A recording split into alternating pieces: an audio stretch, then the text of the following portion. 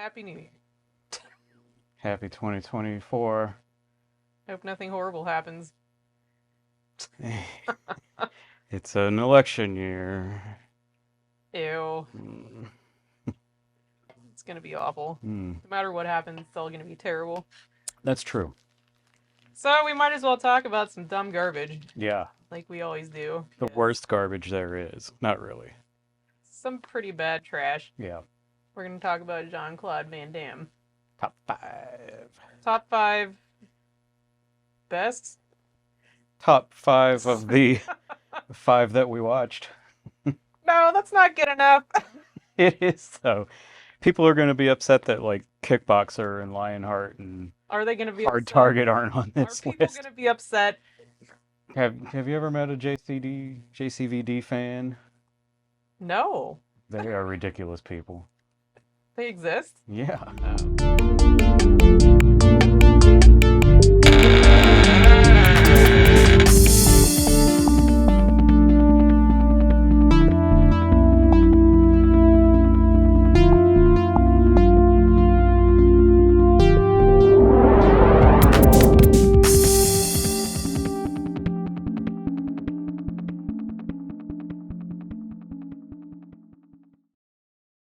Well, we have to come up with a better...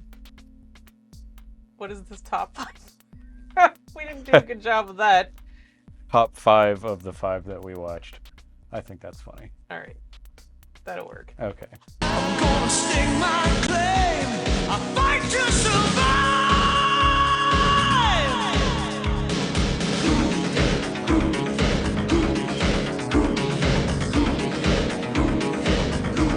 When I was 17, I watched Quentin Tarantino introduce mainstream audiences in America to Jackie Chan in the 1995 MTV Movie Awards. That was Quentin Tarantino that did that? Yeah, he presented the award to Jackie Chan. Oh.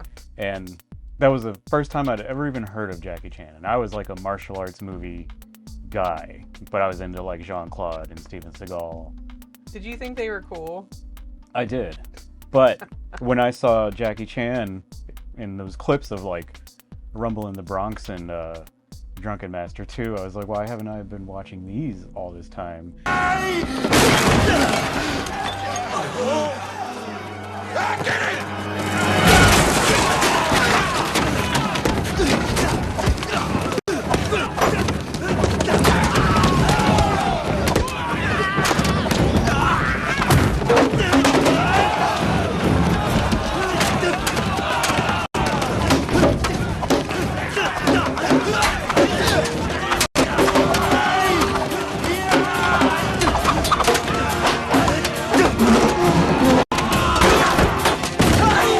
And I knew, like, this is it. That's the end for Jean-Claude and Steven Seagal. They're never going to be on top again. Clunky white Yeah, guy martial artists. right. Once the world saw what excellent fight choreography could be, it was just over for guys like that.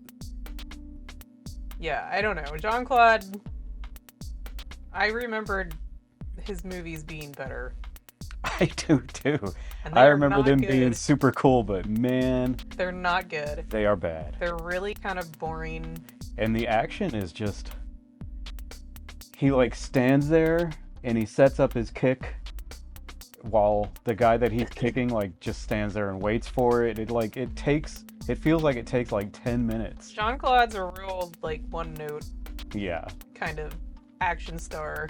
he's the guy with the butt who does the splits. Yeah, his bare ass has to be in every movie once, Yeah, which is probably smart on whose ever part, that's, I guess. yeah, probably his part. And then his spinning... What Yeah. was it called? Butterfly kick? What do you call it? Yeah, butterfly kick, his spinning jump kick. Yeah. What the hell it is. That's it. That's all he's got. Yeah, The rest of it, he's just shooting at people, yeah. getting And, beat up a lot. And doing this.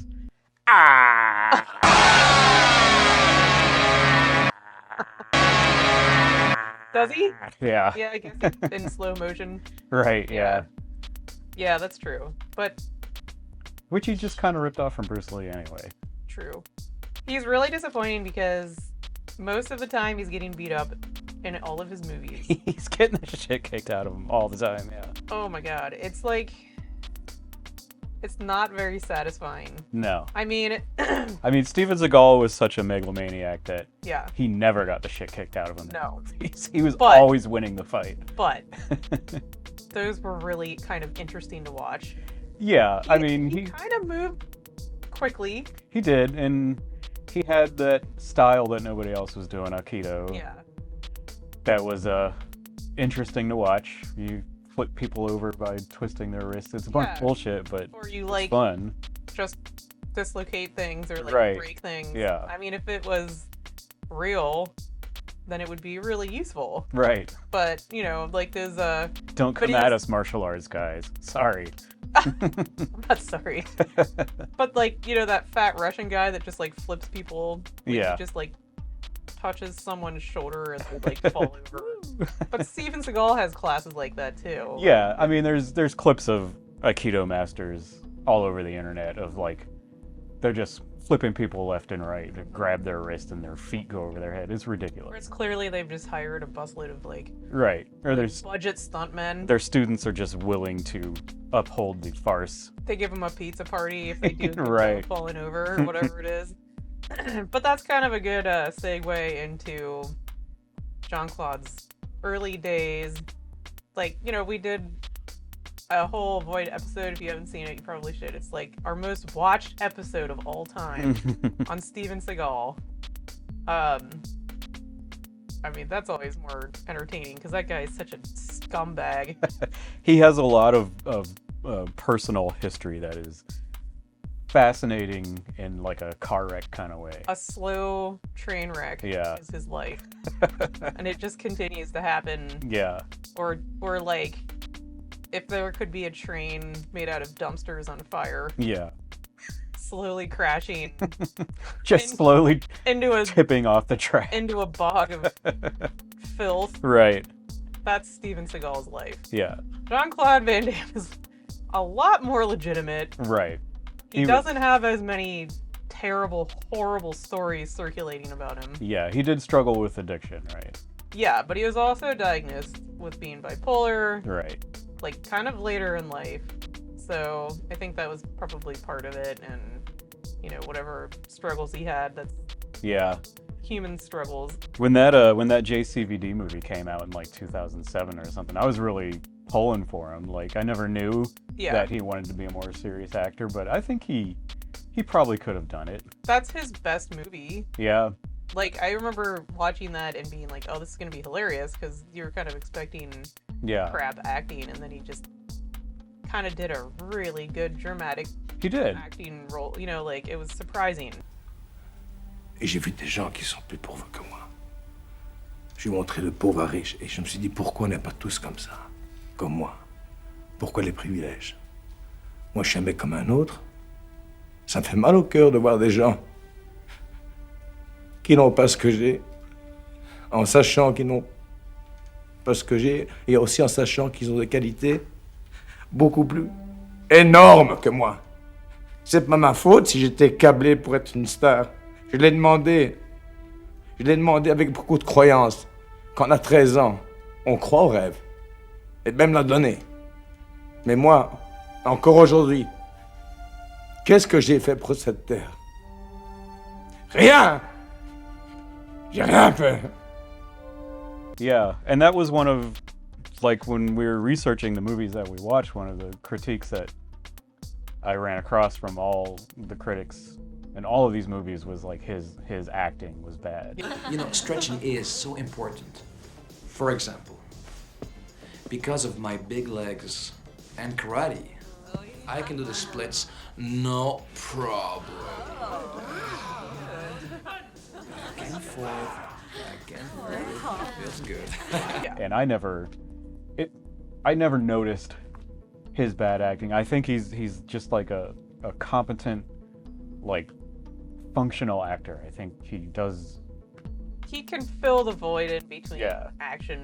It's like a serviceable job that he does. Yeah. To the point where I never found his acting distracting. Right. I think he should have done a rom-com if he was really trying to break out of martial A arts. Christmas rom-com? He should have really done a Christmas rom-com.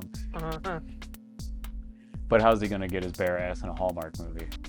He could figure it out. I'm sure. He'll just be doing splits while chopping wood out in the snow in his Christmas cabin. He'll helicopter out of the top story with a split He just can't help but do it. with like an axe Yeah. and start chopping wood. That's weird. Okay, so a couple of facts about him. Like, okay, he started martial arts when he was 10. He's from Brussels, The muscles from Brussels. right? He became a member of the Belgian karate team and won a European Karate Championship in 1979. Ooh. I So mean, he's legit. yeah, he got his black belt when he was 18, which, as you know, is who cares? I got my black belt when I was like 8 or 9, so It's one of those deals. I mean, he's probably a much more serious student, but getting your black belt from a school in a plaza is not hard. Right. Also, in 1979, it was his very first film debut. He was in a French film called Woman Between Wolf and Dog. I don't know what that's about. I didn't look it up. Sounds like a porn. It does. I don't think it was. I don't know, though. It Yeah. could have been. I don't know. He would have been pretty fucking young. Yeah. And in 1982, he retired from competition. Yeah. How? I don't really know why. What year was he born? 1960? 1960. So 1982, he was 22 and he retired Yeah. from competition. I don't know why. He was probably setting his sight on Hollywood already. I think that's probably what it was. Yeah. Like, you know, he tried his hand at acting already. Must have loved it or something. Right. What was the year that Arnold started breaking out? Conan the Barbarian. Yeah, that was like his first big role, Yeah. which he like could barely speak English in. Right. But that was probably like kind of an eye opener for Jean-Claude. Probably. Hey, you're not my regular bad boy. So he then opened a gym in Brussels called California Gym. And it was a center for martial arts, dancing, because he was actually in a ballet. That makes sense. Yes. You can really see that in his films too. Male ballet guys Okay, so ballet is all have that humongous muscle ass. yeah, ballet is the hardest sport Yeah. on the planet. Like fuck football, fuck whatever ever dumb Yeah. macho sport. Ballet is harder. It's the hardest sport. I don't doubt it. Yeah. That's a It's seriously physical, it's impressive stuff. Yeah, it's funny when macho dudes are like, "Ooh." It's like, okay, man, Wasn't that didn't last 5 seconds. wasn't Just that the saying. plot of a Fat Albert cartoon? Some guy had to Oh my god, what? learn ballet in order to get better at boxing. Sure. That's How a would you classic remember plot. that? It's a trope. Okay. Yes, but anyway, the fact is that it's difficult. So that was something that he wanted to also focus on in his gym. So he did that, and he had aerobics and then also bodybuilding because he was really into bodybuilding. I think he might have won a competition or something like that Yeah. also when he lived there. So he combined all of those things. Obviously, really in shape, dude. Yeah. And this gym was like super successful. It was making like 15 grand a month. In 1980 something. Yeah. Yeah.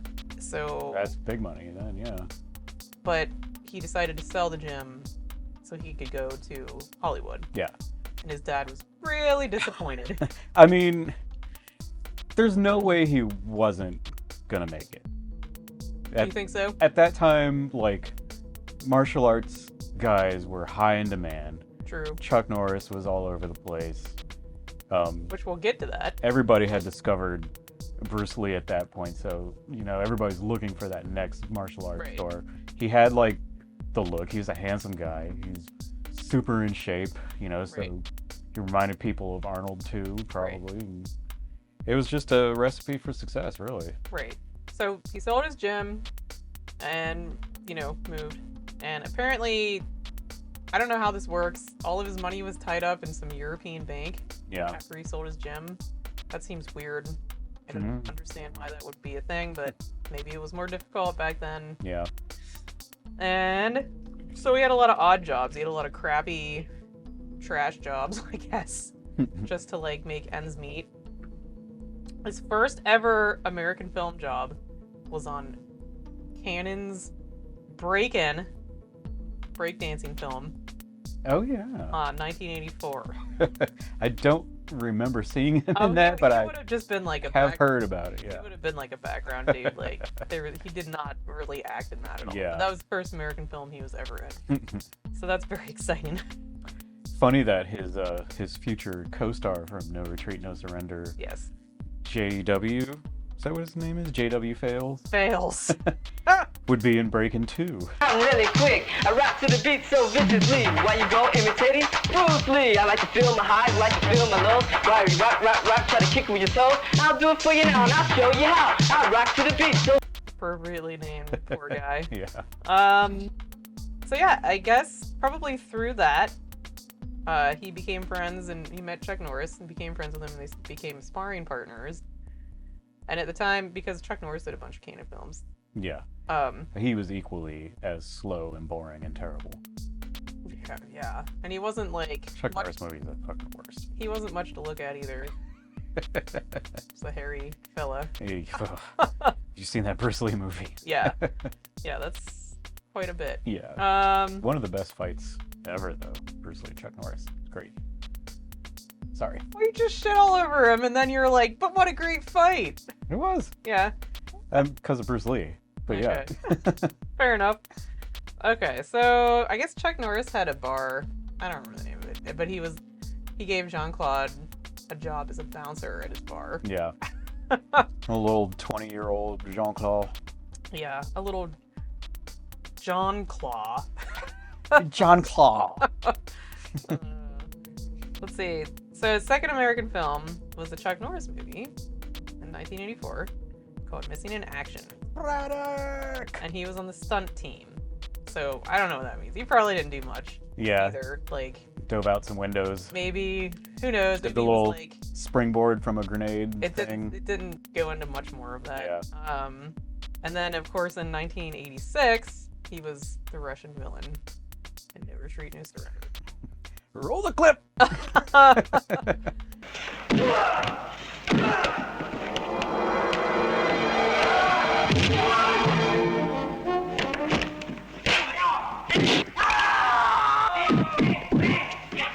Let's see. And then in 1987, we're almost done with these facts. Yeah. Because we're gonna get to, It's into blood movies. sport, and then Yeah. that's when everything kind of took off for him. But Right. he passed on playing the Predator in the movie Right. Predator. He did some scenes. He did some scenes. He wore the suit. He hated it. Well, they were filming in the Mexican rainforest in like the middle of summer. Super hot. And Yeah. he would get really dizzy and like feel like he was gonna pass out all the time. And Yeah. then he just kind of decided like, this is bullshit. My head's covered. This doesn't make any sense. This isn't what I want to do anyway. Everybody was miserable on that shoot, I've heard. I believe it. Yeah. But what a great movie. Oh, We're man. not talking about great movies. We are not. We're talking about subpar and Jean-Claude Van Damme. Jean-Claude Van Damme movies. White guy, martial arts. Yes. And then 1988 was Bloodsport, Yeah. which was his breakout role. And I just want to mention really quick what he is doing a little bit of currently.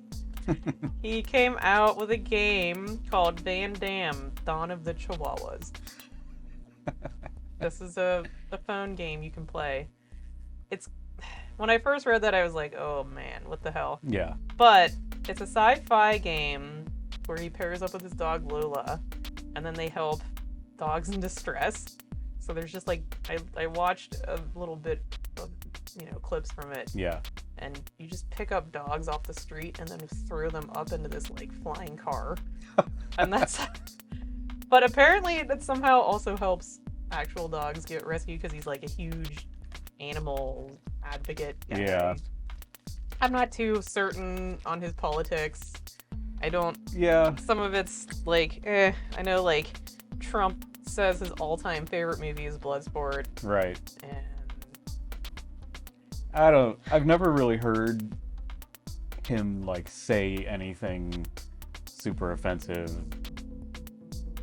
I Yeah, mean, he he's dropped been- some F-bombs in his movies, but I've never heard him like personally say What is F-bomb? What does that even the mean? gay slur. Oh, that one. Oh, I thought you meant the Fuck? final. No. Yeah, I'm like, what's wrong with that? Well, everybody does that. Yeah, exactly. Okay, I got it. Yeah. But I've never heard him say anything like personally that was, No, he's Yeah. been smart. He seems to mostly stay out of yeah. all of that crap. I mean, he's still doing stuff. I also read that he kind of makes fun of some of his past films. Yeah. Said, man, he was a really bad actor. So it's like he knows. It's not like I just don't see it. I never really noticed his acting. I don't know. Even watching all of these movies that we just watched, it's the same thing. It's kind of like he's fine. Yeah, he's like passable. Yeah. It's more just sort of boring Yeah. than anything. That's true. I mean, he had that accent, so it's not like he could have like been a guy from the Bronx or whatever, you know. Right.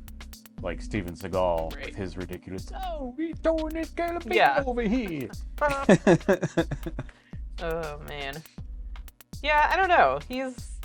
I guess out of all the guys, he's kind of the most unremarkable. I mean, the things that he had going for him, like we said, it's all really one note.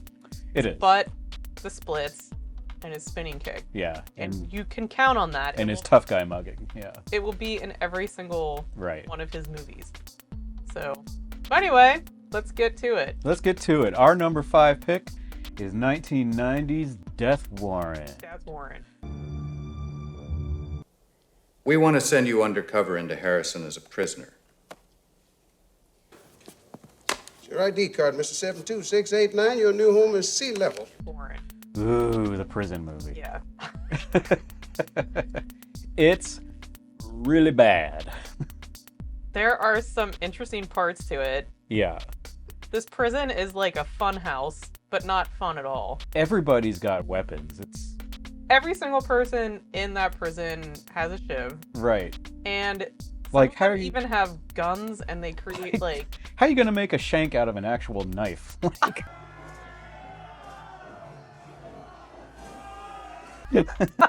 this is just like a big Bowie blade with like a little toilet paper roll handle. It's ridiculous. yeah, like he's an undercover cop in this movie to Yeah. figure out. They send him into prison to see why all these prisoners are dying, Yeah. right? And it ends up that it's like the prison's in on it, and it's for an organ. Yeah, it's a black black market organ. Organ thievery. Yes, Black market organ thievery. right. Helen got sick. She needed a liver. She couldn't get one. Didn't matter how much money I had. The list was too long. So I found a doctor. Gottesman. He said he could get one. And once he started, he found you could make a lot of money selling life. Nonsensically, the people who sent him into the prison to find out what's going on were behind the plot all along. Yeah. Why would they do this? It's so bad. It makes you- no fuck. It's like they wrote 100 pages of the script and they were like, oh, let's throw in a twist. The twist is infuriating. It really is. Like, how dare you create such an annoying twist? Mm-hmm. I hate it. But that, all of his movies are like that. It's Yeah. just like, why did you choose this? That's a choice, Very right? easily not chosen to Yeah. do that. You could have made it actually interesting. Is it just like, were people just churning out scripts because they're like, yeah, here's another one. I don't really. Right. I give up. Whatever. Yeah. Let's do it at the end. Like something else came up, so I'm just like, fine. This is what's happening now. There's a weird like city in the prison on like the bottom floor with that. There's like a city system in this prison. There's like the black people area, Yeah, it's like segregated. totally Yeah. segregated, I guess, somehow for some reation in this prison. Where Yeah. like they've created this like cool city, Right. and then there's like There's like a maze made out of t-shirts or something. yeah, and then like the other level has like all these billowing sheets, and then like everyone in that area is cross-dressing. Right, except for the one guy with the bad contacts who's like the king of He's the king of prison town, yeah. no, he's like the king of the cross-dressing area Yeah. because there's like leaders for each portion Right. of this crazy prison. So that is interesting. Yeah. It's not good. It's just interesting. It was... I found it enjoyable just because of the terrible, terrible writing. It is so bad. Oh, man. But it was directed by Darren Serafian. Serafian, that looks good, yeah. Yeah. And he's directed lots of like actual good TV or decent TV. So he's done House. He's directed House, Buffy, Fringe. I don't know. I mean, he's PSI, right. He's done some stuff. And this Also, was the the first sold script was by his first sold script. Yeah, David Escoyer's Yeah. first script that he sold. It's the script. Maybe that was it. Yeah. Maybe he just didn't know like what he was doing. He I just mean, fuck it. Like from the writer of the Dark Knight trilogy, the Christopher Nolan Dark Knight trilogy, this first script that he sold was... It's a real stinker. Sorry, David, but man. Not good. Yeah. Benson is in this. Robert... This name? French! As Hawkins. Cynthia Gibb is Amanda. She was in Short Circuit too, apparently, but I don't know if she had a Oh my god. a big role in that or just a small thing. If I ever watched that movie, I would have been a child. Yeah. I could not even. I couldn't remember. Art LaFleur as the as Sergeant DeGraff, the head Guard. CO guy. Yeah, corrections officer. You've seen him in He's been in tons of stuff. Yeah, he's been in lots of stuff. Yeah. Patrick Kilpatrick as the Sandman. I don't like his face. He did such a good. He was the best- creepy as He was fuck. the best actor in that movie. He really was. But why? Like, you have your undercover detective in the prison. Why would you send the guy that this detective shot 5 times and arrested go to the same prison? Maybe the idiots that sent the cop in there were like, he's getting too close to busting us. Right. So we'll just send in this guy. Yeah, we really didn't think this House of Cards through. We've got to throw in a wrench. I don't know. It's not good. Yeah. And the action's really slow. There's like a big fight scene in the laundry room. Yeah. Where it's like he's mopping, and you know as soon as you see him, you're like, oh god, he's gonna break the mop and then beat someone with the sticks. Yeah. And it's super slow. And it's not, he doesn't do much. But I think this was the movie where he was pulverized the entire movie. Like he got he beat really up got the shit kicked out of him. Yeah. so many times in this movie. Of course, like the very end fight, he Yeah. was triumphant. But for about 10 minutes, even in that fight, he Yeah. got the shit kicked out of him, and you're just like, oh my god. Like, I know and it's it was gonna like- happen. Please just make this stop. And it was like 3 guys, and they attacked him one-on-one. He did the mop handle thing. He did his little kicks. In the laundry room, yeah. Yeah, but if you put that next to like, and I'm gonna put up clips right next to each other. You put Jackie Chan in a similar situation. Oh my god, it's interesting. And there's like, he's like using his environment, you know, he's Yeah. like kicking boxes at people and throwing would've open been, the like- dryer doors yeah, and he would have stuff. been like throwing people in Yeah. the dryer and like spinning them around and Right, like flipping over them, yeah. he would have used all the doors in there. He would have It's used so much more dynamic and exciting. he would have used everything. Like Yeah. when you mentioned that, I'm like, oh man, that just made this whole fight even worse. It's really did. Yeah, like when you mentioned the Jackie Chan thing and like having to watch all these movies, it was just like, Ugh. god damn it. I I'd don't know, rather I'd be rather watching watch Chan. I'd rather watch Jackie Chan Yeah. movie now. But that's not what we do, of course. We must talk about the We trash. must persevere. All right, that's about it for number Yeah. 5. Let's talk about number 4. Number 4, 1991's Double Impact. Yeah! Hey, bro, we did it! Did what? You fucked up. I saw this movie in the theaters. He played twins. Twins. He thought French twins, of course. French twins indeed. What are the odds? He wrote this movie. He co-wrote it with a guy named Alex Wagner. Yeah. And he was thinking that playing 2 totally different roles, like one twin is flashy and cocky. and the other guy is like stoic and tough. He looks exactly like you. Like this was gonna help him break out of Yeah. martial arts movies and into more dramatic acting, which of course it didn't. And he did a whatever job with acting. I mean, like, I think he did a good I job. think both of those characters, I mean, they were different enough. They were believable Yeah, as they their were- characters. Both annoying. That's true. And misogynistic and Yeah. homophobic. Look like me? You, of all people, should know I would never in my life wear black silk underwear. Wait. Look at it. Yeah, I mean, like, Just toxic in general. early 90s, Yeah. late 80s, of course. He also produced it. He did. Directed by Sheldon Latish? Latish? I don't know. Letich? It looks like, yeah, Yeah. like a lettuce. Director of the best capoeira movie Mm, ever made. I think we own it. Maybe the only. Only the Strong. Yeah. We'll probably cover that crap We at some point. definitely will. Pretty bad. We have it on DVD where it's primed and ready. It's also pretty bad. You guys will love it. Ugh. Capoeira. This is what they do, right? Yeah. Only like in a weird crab squat, and then they shuffle around, Yeah. and then they twist and kick a thing. I don't know. They twist and kick a thing. Yeah. Exactly. Okay, the budget was 15 million for this, and at box office got 30. Yeah. So it's all right. Yeah. A moderate success. Yeah. Bolo Young was in this, But yeah. who I love I love him too. so much. Yeah. I love him. He doesn't even have to like speak, and his acting is Real nice. yeah. He's a giant barrel person. Yeah. He used to be anyway. He's not so much anymore because he's like, you know, No, he's in his 70s. older Yeah. fella. Still in good shape though. Yeah.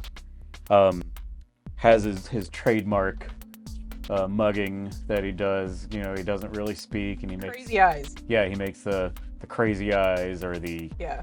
disinterested look. You know, I love him so much. I do too. Yeah. He is fantastic. Yes. He It- was really good friends with Bruce Lee, actually. He was in Enter the Dragon. Yes. And then Bolo Young and Jean-Claude became good friends too. Yeah. So, I don't know. Yeah. It's just a little anecdotal thing. So this movie centers around these twins who were separated at birth. Mhm. One grew up in France, I guess, but then later moved to California. Yeah. So that's where the movie opens, with him In practically sexually assaulting a student at his gym. In a cool outfit. Purple spandex, With as some I recall. extreme camel toe. Yes. It's uncomfortable. Yeah. Oh, it still hurts. Oh, I'm so sorry. Okay.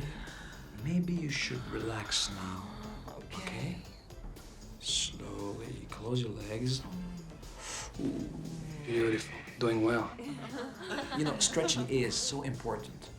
For example, because of my big legs and karate, I can do the splits no problem. He's just showing his butt off, really. I'm sure He's like, talking about how he can do the splits, no problem.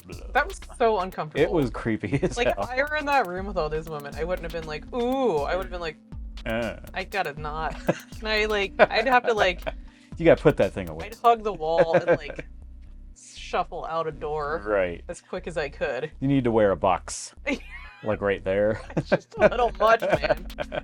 Yeah, it was, and he had like a spaghetti strap halter tank on, and it was like, that's how he dressed through the whole movie. That Oh, that weird pleated shirt with Yeah. the tie that had the string. that twin was supposed to be like the the, fancy, the flashy twin. one, yeah.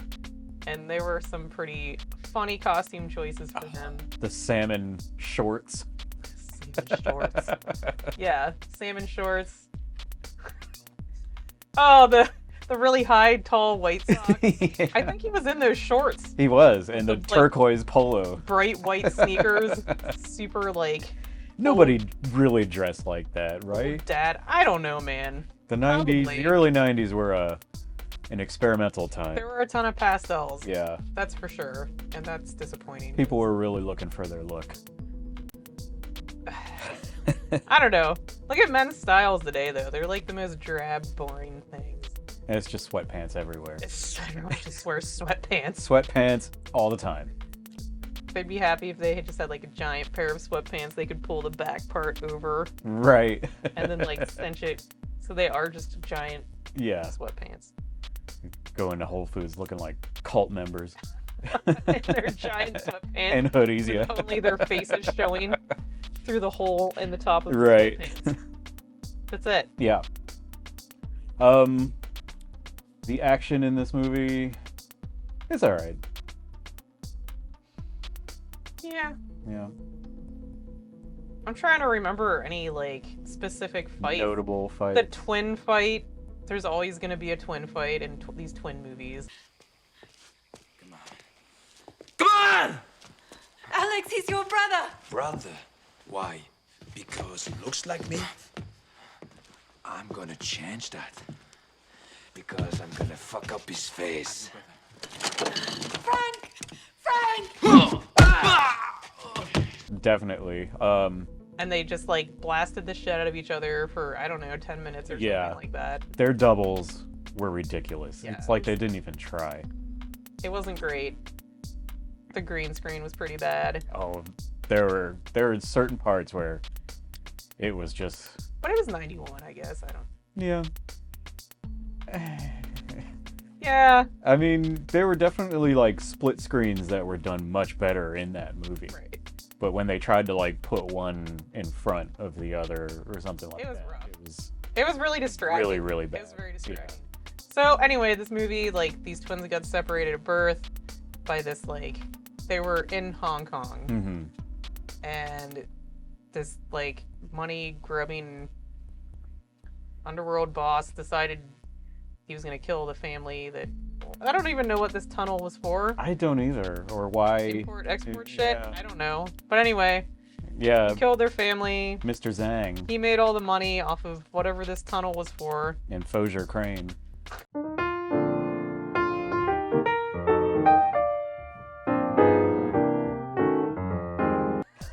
Yes, you really love that joke. I do. God damn it. So they got reunited and then ended up killing those guys.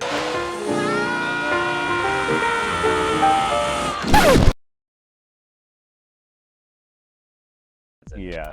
I can only assume they ended up regaining their money. I don't know. I don't know. Who cares? It was a dumb movie. It was pretty bad. Yeah. But entirely watchable. Like all Van Damme's movies, they're like... You can watch them. You can watch them from beginning to end and they're fine, but they're just not great, you know? Yeah.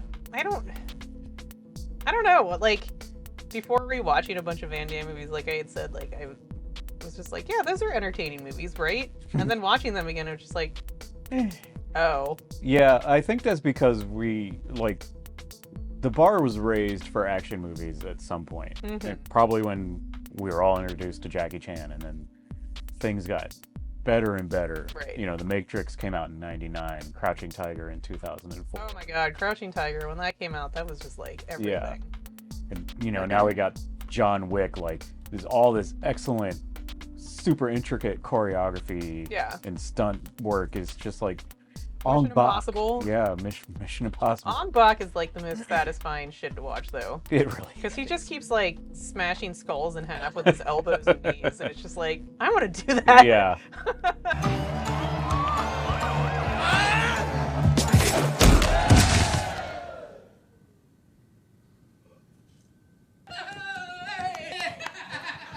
But it just got better and better and better. And yes. People like Jean-Claude Van Damme and Steven Seagal got left in the dust. Yeah. You know, like... Steven Seagal, I don't know, like... Try as he may, he eked out one or two more hits with, like, Under Siege or something like that. But we did talk about this, though. There was still interesting choreography. Yeah. In his movies. Like, you could watch them now... Right. And still be entertained. It's true. Whereas if you watch this, it's like... Maybe he's... Like, Jean-Claude's technically good? Yeah. I don't know. But it's just... I mean, the fights aren't memorable. Yeah, he was a competitive champion. You know, presumably he was really good at martial arts. but his Hollywood shtick was just like slow kick after slow kick after slow kick. And just doesn't cut the mustard. Yeah, all one note. Yeah. Like we've said, I don't know, several times already. Right. And But we'll let's probably keep say talking more. about it. Yeah.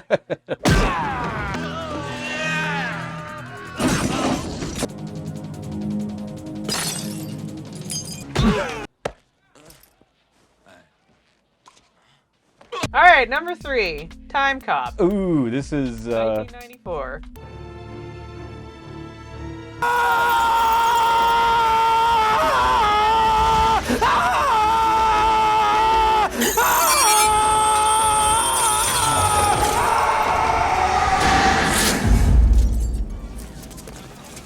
Holy Mother of Mary. his highest grossing movie. Big budget too, 27 million. Big budget at the time. Yeah. Did 101 million at the box office. Pretty good. The production quality shows, I think. Yeah.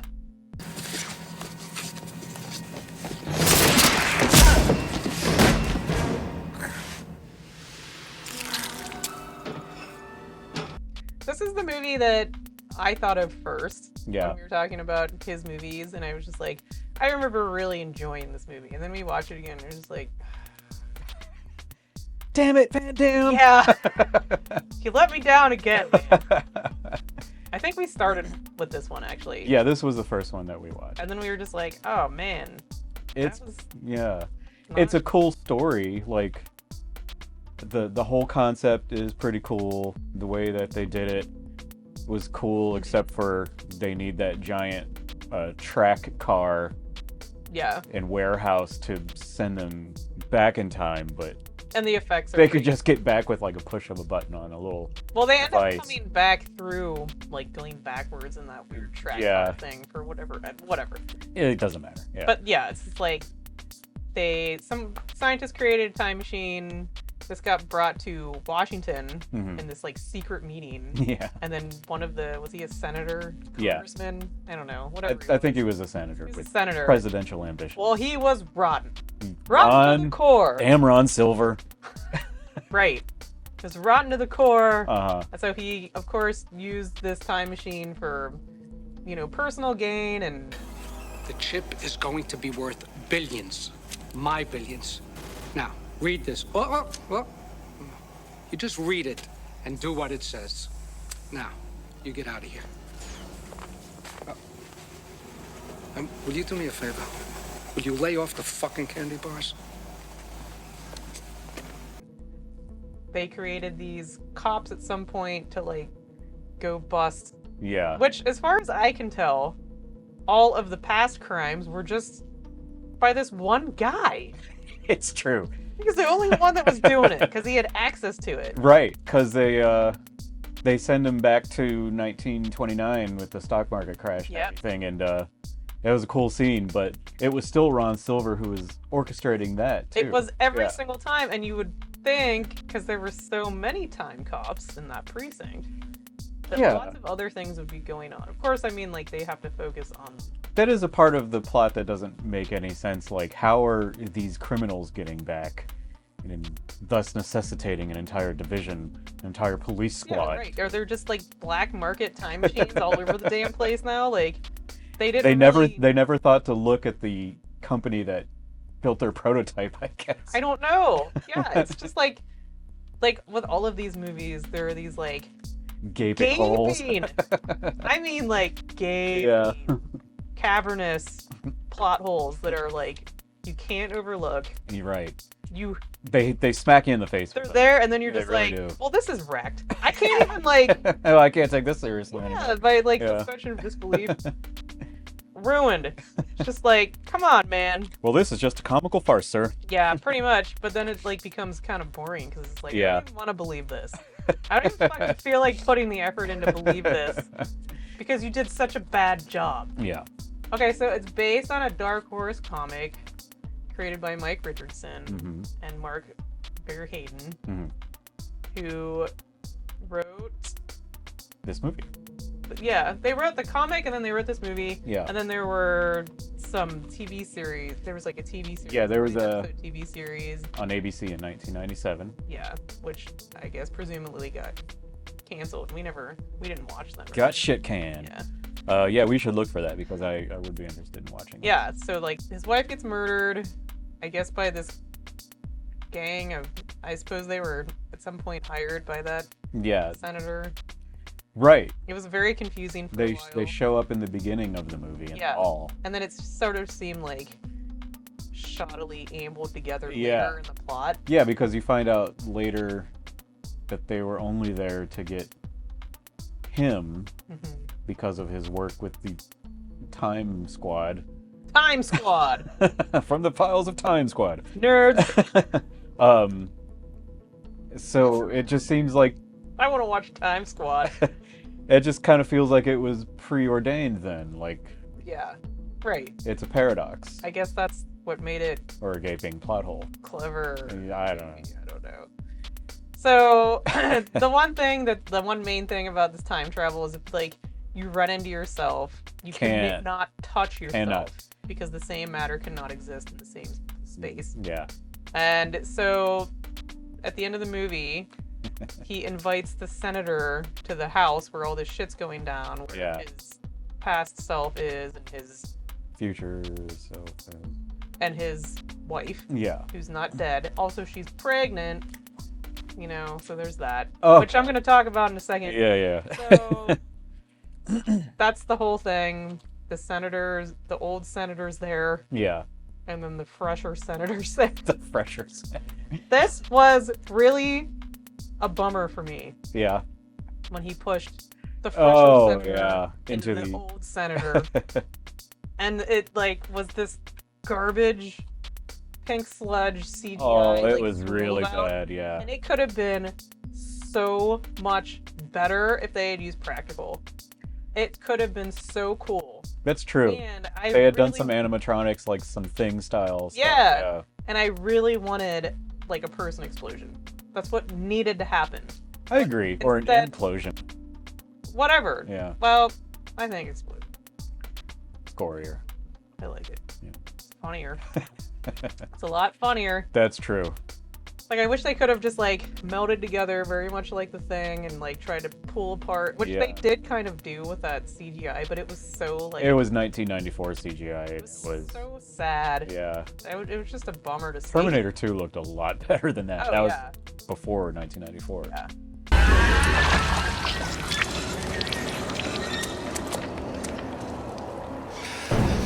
So... Right, so he's most triumphant, and then, He's most triumphant. Right, he goes back to his time. This, to me... Life's alive. Yeah, seems like a waking nightmare. It really does. His son runs out of the house, and How he's old like, was that kid? "What's your name? Who are you?" Yeah. How old do you think that kid was? 8? He was like 8, yeah. I was just like, cool, man. Right. You lost 8 motherfucking years. You know nothing about your child. About your child. And you have to pretend that you love him. And you don't know, yeah. Exactly. And you don't know a thing about your wife. Right. 8 years is a long It really time. is, yeah. People change a lot in a year. You got a lot of memories in 8 years. That's just like... And then I was just like, wow, what if, like, he actually hated his life so much at that point that he's just like, I wish I could have just gone back to being alone. Right.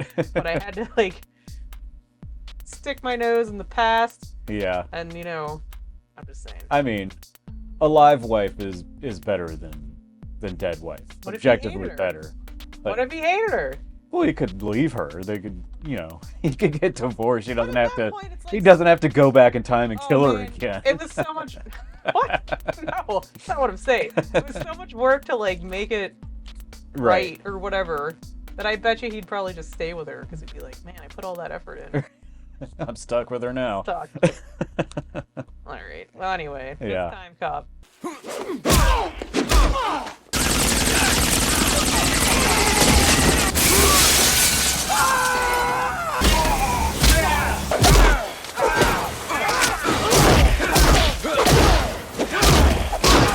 Number 2, and don't be mad at us. Why? Because it's not number 1. Oh. Is Bloodsport. 1988. breakout role. Oh yeah. Yes. I wasn't going to steal it. I wasn't going to steal it. Oh, fuck that little kid. That kid was like, they had to like wake him up from a catatonic stupor before they rolled the cameras. That kid really tried, and it was. How come you coach him but not me? I brought you here to help me train my son. Don't question me. If you expect me to be punching bad, you can forget about our deal. It was awkward. Yeah. Budget $2 million. Box office 50. So pretty good for, you know, 88. Yeah. However many millions that would be these days. It's like a sleeper hit. They probably weren't expecting anything really huge out of it. It's like a cult classic now. I love Bloodsport. Everybody loves Bloodsport. And he considers it some like really great acting. Like he thought he sucked at it. Like again, I don't know. We watched it and like, sorry, I thought he was fine. I thought he was fine. Donald Gibb, the guy who played Ray Jackson, the guy from Revenge of the Nerds, he was kind of stinking it up. Did I say Nerbs? Oh, Nerps. Nerps. I like it better. He was fine. He was. It was the 80s. Yeah. 80s acting was different. His dialogue was clunky. I mean, I guess he was working with what he had, but. Whoa! Yeah! Son of a bitch! Is that good enough, guys? We honor your invitation. No shit, you honor his invitation. I don't know. It's like what I would expect by some giant. Yeah. I don't know. Whatever he was. I mean, he acted like a wrestler. You know? Yeah, he did. I don't even know why that guy would have been invited to the Kumite. He didn't really specialize in anything. Apparently, he was good at like taking people out. I don't know. Supposedly, Yeah. Just like punched them or threw them or whatever he did.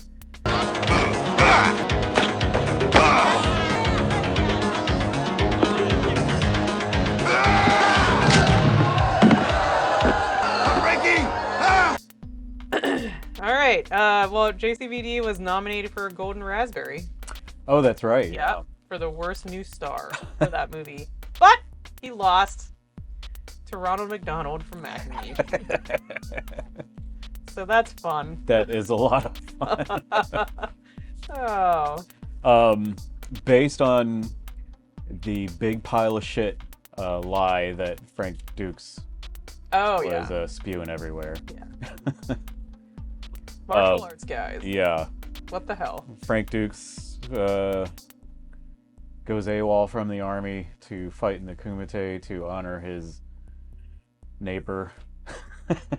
Neighbor? His neighbor. You're talking weird. Am I?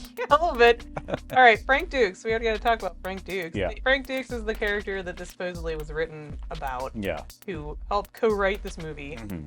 He was like a real guy, and the guy was full of shit. Yeah. And he was a huge jackass and Right. just a megalomaniac idiot. Yeah. The guy who wrote this movie with him was quoted as saying something like, everything he's saying was a big pile of, it was a big lie, bunch of bullshit, but it would make for a good movie, so the hell. Yeah. Totally made for Yeah. Like the Kumite supposedly doesn't exist at all. Of course not.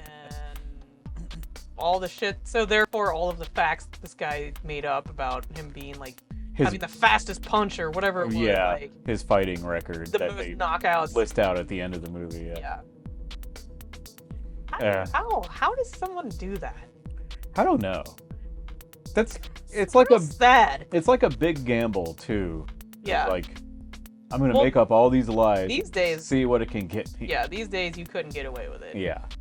But back then, I guess, when it's just like, wow, we have no way of fact checking this. Right. I guess. Just it's the honor system. So. I guess you seem pretty confident, so I guess it's right. a fact. Let's not interview anybody from your past. Yeah, exactly.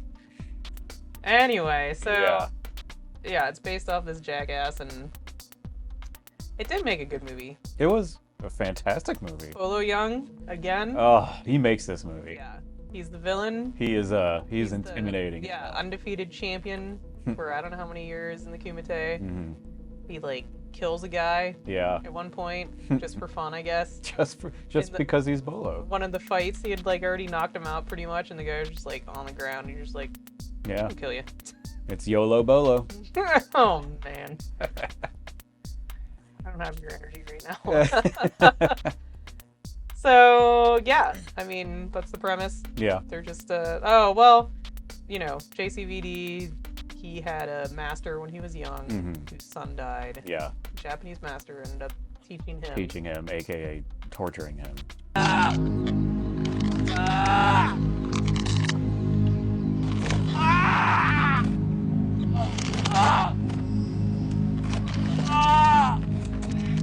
He liked it.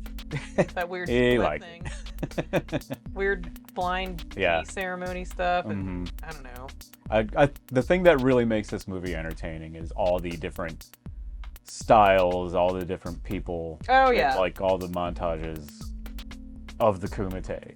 Right. There's like the big sumo guy. There's the Muay Thai guy. There's that weird African style with that guy like flipping around all capoeira. Oh man, crapoeira. Oh, I already good made a one. fun joke like Yeah. you've been doing nonstop. Only the difference is I didn't laugh at it super hard. Well, you shouldn't have. What the hell? YOLO Bolo?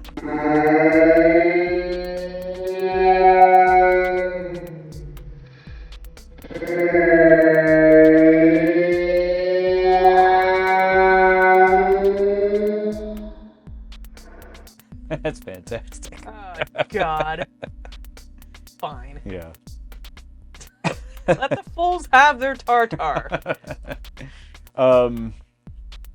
Let's see. He does the splits on a really, really high building, and it was super uncomfortable. We were both just like, Oh, get off of there! strong gust of wind comes and just knocks you Just off. lifted you up. He helicopters. Helicopters. Those weird like things that fall out of trees. Oh, You'd yeah. just be like off. Second JCVD helicopter joke we made. Is it? Yeah. What was the first one? I don't know, that he helicoptered out of the first floor to chop wood or whatever. Oh, yeah, that's right. Whatever I said. I don't know. Okay. That's Bloodsport. Is that it? Is there anything else to talk about? I don't know. Forrest Whitaker. Yep, Forrest Whitaker's in there. Yep. The woman who looks like Will Ferrell. The reporter who wants in to the Kumite. I don't know. Everyone's seen it. It's classic. It's like quintessential JCVD. Yes. Yeah. His breakout role.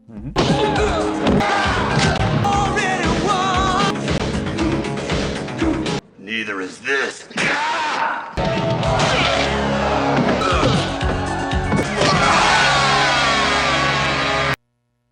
Fine. All right, number one, Matt. What is it? No retreat, no surrender.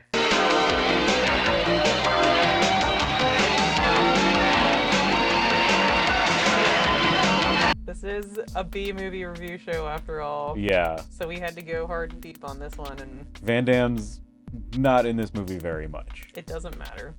He's in it.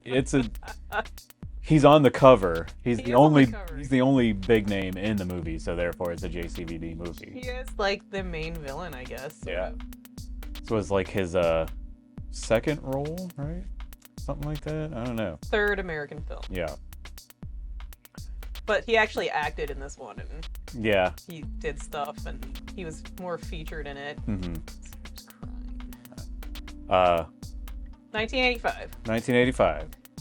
No stars. No. Budget some, unknown. Some obnoxious kid Lee Doggett, where are you? and his family get chased out of town. Yeah, what the hell? His dad owned. His dad owns a karate dojo. Yeah. Some gangsters show up to be like, we're gonna take this over and use it as a organized crime front. And so his dad's just like, well, I guess we're moving. I guess we're leaving the city now. His dad is the most excitable, obnoxious person. Are you trying to raise a son or a clone? I don't know what I've raised. What? Go to your room. And you ought to be ashamed of yourself for fighting like some common sink punk. But, no buts. Go to your room. I'm not a child. Oh, adults fight in the streets? Go to your room.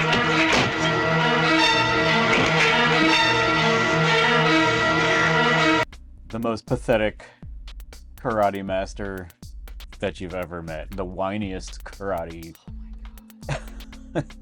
They moved from LA to Washington, Yeah. Seattle, To Seattle. which is clearly just California. Yeah. Goes from being a business owner to a bartender, I guess. His son is equally obnoxious. Not quite as obnoxious as he is. He is. That kid's got way too much fucking energy. No, the kid that has way too much energy is his best friend. JW fails. RJ in this movie. Yes. Yeah. Watch my feet. All right.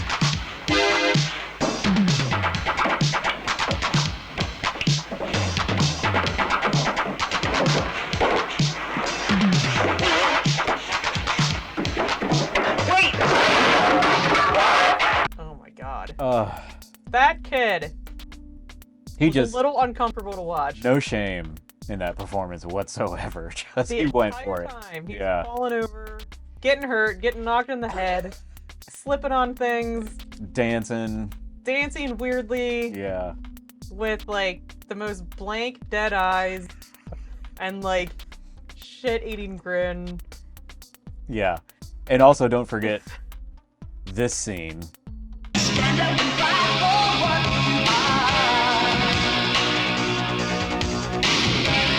Your biggest challenge is the one that lies within yourself.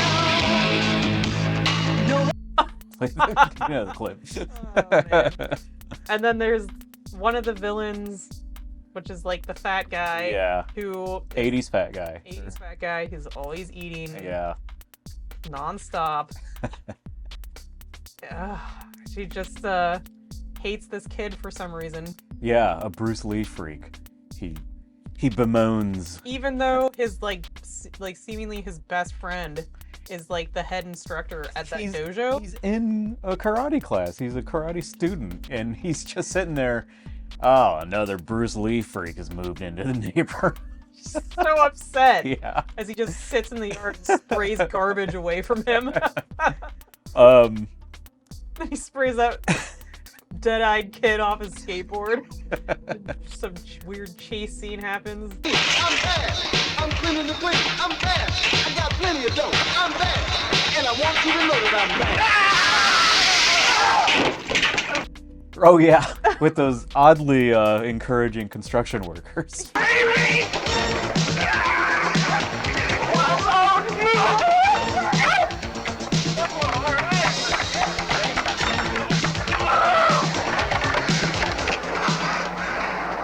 Well, come on, big boy, if you think you got the heart. Come on, big boy, jump in. You know you can do it. You can do it. Come on. You can do it, man. You think so? Yeah, you got it. Oh man, this movie is so funny. Oh, it's so good. So I guess the premise is these thugs want to buy up all the dojos Yeah. to create like criminal fronts. Yeah, for their organized crime ring. Doing what? I don't know. Who? Yet another JCVD movie with massive plot holes that make zero sense. 0 cents. And he is their like star guy. Yeah. Their Russian fighter. Yeah, he's the villain. Yes. Who apparently just wants to beat up a bunch of little kids and shit. Sure. Yeah. This movie centers around one little kid who just keeps getting beat up. He wants to be really good at kung fu. Yeah. Can't do it. Ends up being trained by Bruce Lee's ghost. Very not offensively at all. I can't do it. I need help. Sensei Lee, you have to help me.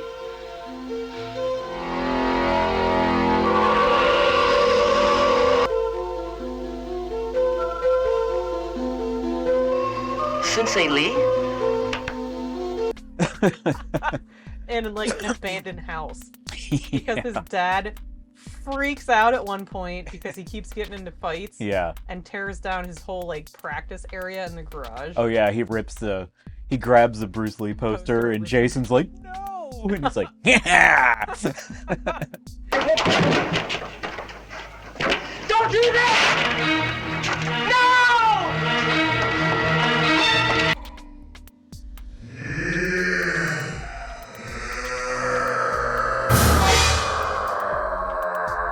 He throws his like stick thing out in the his punching stick thing. I don't know. Maybe you know what they call it. I don't know. A wooden man, I think, is what it's called. Oh, okay. Yeah. Well, it's not very interesting. Yeah. So he like goes and runs to his friend. Yeah. That's like in the middle of the night, and then he's like, "I know abandoned house. You can practice there. It's right down the street." And then that kid like basically ends up just living at this house by himself. Yeah. And then there's a really good scene. I think this might have been like before. Mm-hmm. So he had just moved to Seattle. And I guess he's invited to this girl's birthday party that they never set up. Right. They talk about how they went to the pet store and they're kissing. I guess they're a thing, but He got her like a pet bunny for her birthday. But this is the first time you meet this character. Yeah. Unless Riff Tracks cut out a bunch of stuff. That's how we watched it. You're not supposed to give away all our secrets. No, I don't think they did. Yeah, because they're making jokes about how they're just like, what? Yeah. Man, so he gets beat up by a bunch of guys and fat kid, and yeah, he runs crying. he like He shoves the yeah, girl he really very does. aggressively. She comes out to like console him, and comfort him. And, Be nice, and Yeah. he just like shoves her violently, which would be like, well, fuck you, I hope you die. So speeds away in his Clark Griswold car. to Bruce Lee's grave. Yeah. And starts begging and pleading. Right, where he starts begging for a supernatural miracle to help him get better at Kung Fu. And it happens. It sure does. Yep. The ghost of Bruce Lee shows up and... There is a long, long montage. Oh, man. It's long. Yeah. I mean, like a quarter of the movie long. There are several...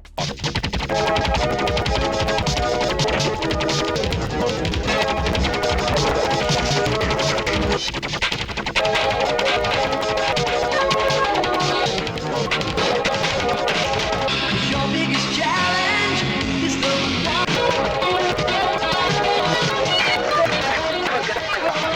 Like, they have this montage going and then they break away to, like, have another scene or something, but then you get right back to the montage.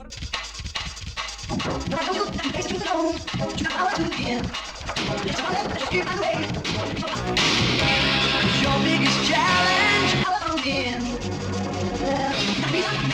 What about the fast food scene? When they're at the fast food restaurant and that fat guy has like all of his friends there and he's buying them burgers and stuff, and he's just like, stick with me and you'll never go hungry. And then he sees like the dead-eyed kid in the parking lot and they're like, oh. Yeah, gotta he's go just out there. like slowly walking through the parking lot, looking confused. So they jump him and they're in like the little outdoor eating area. And he just like takes that kid by the legs and like swinging him What the back hell and is he forth. doing? I don't know. There's so many awkward things in Yeah. this movie. I just wanted to mention that. Yeah. So we put a clip in because it is so weird. Right. There's so many weird things. Another training montage. So many training montages. Yeah. Impressive athleticism by the main star. You can do a lot of Yeah. impressive stuff. Well, he's not, all shitty and Yeah. bad joints yet. And That's true. Super young. pretty young kid, so I definitely couldn't do stuff like that when I was no, me neither. 18 or 19. Anyway, you can No probably... Jason Otter. No, that's true. Here come the clips. Hard explosive dribbles.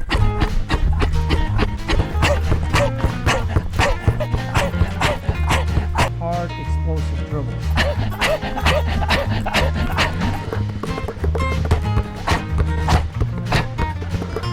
Hard explosive dribble. Amaze your friends with that one, but don't do it for me. Hard explosive dribbles.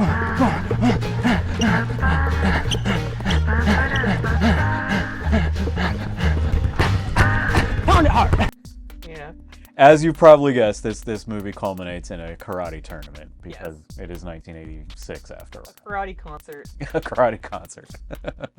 What was that from? I don't remember. And Van Damme kicks the hell out of a bunch of people. Yeah.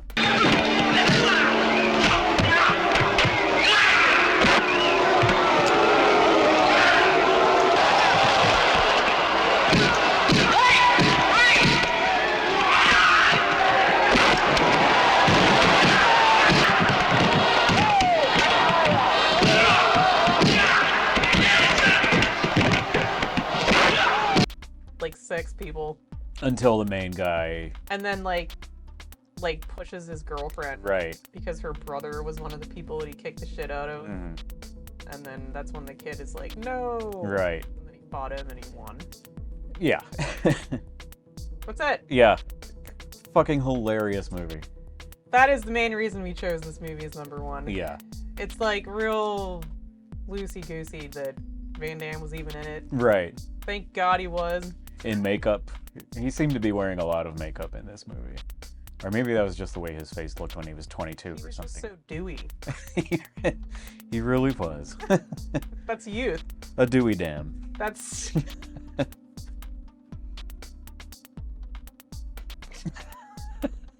Yelling at me. No. Yeah. Apparently Van Damme was a problem on set for constantly making contact with his punches and kicks. Yeah. I'm gonna guess that's because he had no idea what he was doing. Young and inexperienced in movie making, yeah. Like, he's probably just used to actual fighting, sparring. Yeah. And he had no idea how to, like, do actual stunts or Right. anything. Because I didn't read anything else that he tagged people. Yeah. You know? Like, Seagal apparently always has. Yeah. Well, on the set of this movie, apparently he kicked someone unconscious. Oh, shit. Yeah. Yeah, that's not good. No. Yeah. Was it that kid, do you think? I don't know. That'd be funny. I kicked that kid unconscious. I kicked that kid to sleep. Nap time. Nap time. Night night.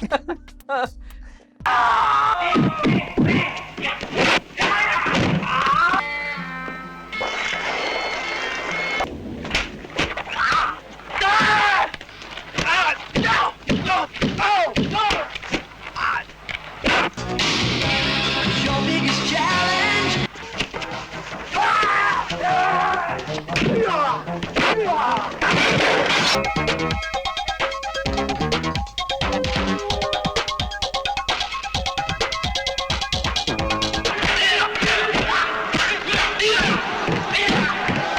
Your biggest challenge.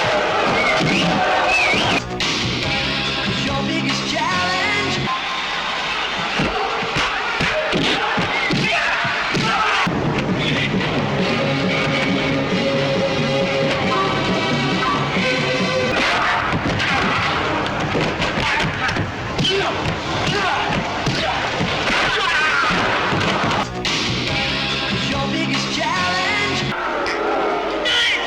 No retreat. No surrender. Man, we're unraveling real Oh, quick. man. Well, we're at the end anyway. Yeah, so that's it. So top 5 Jean-Claude Van Damme movies. Yeah. I mean, it's not the best action around, but you really can't go wrong with a Van Damme movie. It's real middle of the road. It is. It's just fine. It's all right. Oh my god. Telling me to be more excitable earlier. Yeah, I don't know. Yeah. There's something satisfying about watching a Van Damme movie every now and then. Yeah. I mean, even after this experience where we watched a bunch in a row and realized how boring the action was, like, I'll still watch them Yeah, again. I'm not upset about it. Yeah, I'll watch Time Cop again and Bloodsport. Right. And No Retreat, No Surrender. Definitely. Till the end of time. Yeah. That is one of the most... That's the difference between this one. This movie's entertaining as hell. It really. But maybe it's for just the wrong not, reasons. Definitely for the wrong reasons. If you haven't seen the riff tracks on it, you should definitely watch it. Or you should just watch this movie on its own because the jokes write themselves. Yeah, you really don't even need to have a comment. Yeah. It is so bizarre. Yeah. And I'm happy it exists. They too. said like it was too much like Karate Kid. Well, I don't see that at all, man. This is like the Mac and Me of Karate Kid. Yeah, and The Last Dragon, but it's just because it was about karate schools and it ended in a tournament of some kind, which The Last Dragon does not. We should talk about The Last Dragon sometime for sure, because Shonuff is one of my favorite villains in all of history. Oh yeah, absolutely. Yeah. We'll do that. We'll get right on that. Well, anyway, Happy New Year. Yeah. I hope you enjoyed our top 5 JCVD movies. We'll see you next time. Bye.